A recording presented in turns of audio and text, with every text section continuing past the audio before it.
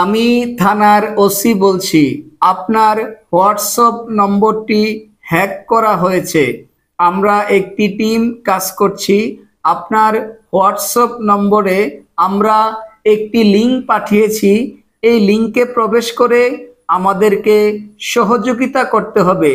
এমনভাবেই থানার ওসি পরিচয়ে এক প্রতারক কথা বলছিলেন চট্টগ্রাম বিশ্ববিদ্যালয়ের সহ উপাচার্য প্রশাসন অধ্যাপক কামাল উদ্দিনের সাথে।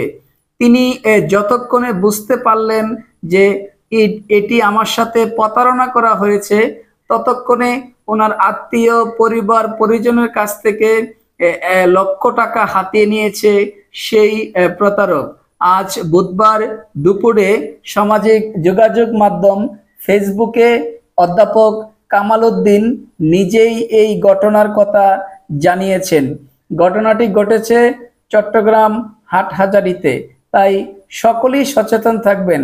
আপনাকে কেউ যখন মেসেজ দিবে আমার টাকার প্রয়োজন, আমার সহযোগিতার প্রয়োজন, সাথে সাথে সেই নাম্বারে যত আপন মানুষই হোক সাথে সাথে কল করবেন। কল করে তার কোনো সমস্যা হয়েছে কিনা সেটি আসলে জেনে নেবেন। আসলে মানুষ বিকাশে, নগদে, বিভিন্ন ব্যাংকে মানুষ যে কতটা প্রতারণা করছে সেটি আসলে বলাই বাহুল্য। এরকম একটি ঘটনা কিন্তু আজকে চট্টগ্রামে বেশ চাঞ্চল্যের সৃষ্টি করেছে।